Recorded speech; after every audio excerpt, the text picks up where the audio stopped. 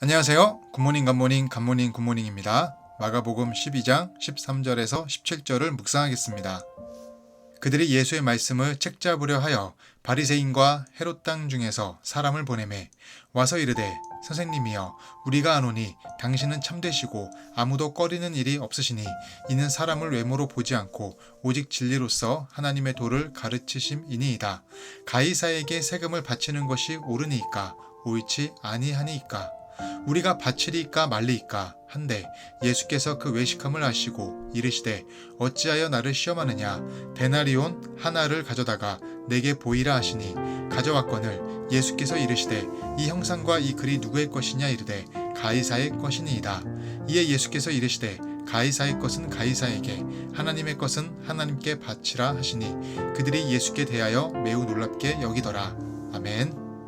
예수님은 안식일에 병자를 고치셨고 죄인들과 식사도 하시고 성전의 뜰을 강도의 소굴이라고 비난하셨습니다. 이런 모습이 당시 유대 종교 지도자들에겐 눈에 가시였습니다. 그래서 바리새인들은 헤롯 당원과 연합하여 예수님을 고발할 구실을 잡으려고 했습니다. 그들은 예수님께 로마 황제 가이사에게 세금을 바치는 것이 옳습니까? 라고 물어봅니다.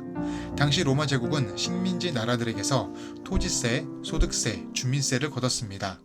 특히 주민세는 14세 이상이 되면 내는 세금인데 이 세금을 내는 것에 대해 만약 예수님이 옳다고 말하면 로마 압제에 분노하는 유대인의 배척을 받을 빌미를 제공하게 만드는 것이고 만일 옳지 않다고 말씀하시면 로마 제국의 통치에 반역을 하는 것이니 로마 제국에게 고발할 생각이었습니다. 어떤 답을 해도 예수님에게는 곤란한 상황을 만들게 되는 질문이었던 것입니다. 그러나 예수님은 그들의 간계를 이미 알고 명쾌한 대답을 내놓으셨습니다. 17절에 가이사의 것은 가이사에게 하나님의 것은 하나님에게 바치라. 이 말은 최고의 우문현답이 아닐까 생각이 듭니다. 우리는 가이사의 것이 아닌 하나님의 것입니다. 가이사는 이 땅을 상징합니다. 그래서 우리는 이 땅에 살고 있지만 하나님의 나라에 속해 있기에 땅의 것이 아닌 하늘의 것을 이야기해야 합니다. 하늘의 것은 하나님의 가치관입니다. 하늘의 것을 따라 살아야 하는 이유는 땅의 것, 세상의 것들은 없어지는 것들이지만 하늘의 것들은 영원하기 때문입니다. 만일 우리가 땅의 것, 세상의 가치관을 반복해서 이야기한다면 믿음의 문이 닫혀버릴 때가 있습니다. 그래서 우리 신앙인의 삶은 성공이 아니라 성장입니다. 우리 육신의 성장은 어느 순간 멈추게 되어 있습니다. 그러나 영혼의 성장은 한계가 없습니다. 매일 일어나게 됩니다. 하늘의 가치관을 따라 사십시오. 우리는 가이사의 것이 아닌 하나님의 것이기 때문입니다.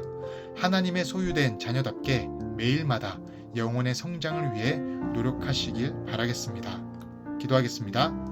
하나님, 우리는 가이사의 것이 아닌 하나님의 것입니다. 하나님의 소유된 자녀답게 영혼의 성숙을 위해 살아가게 하시옵소서.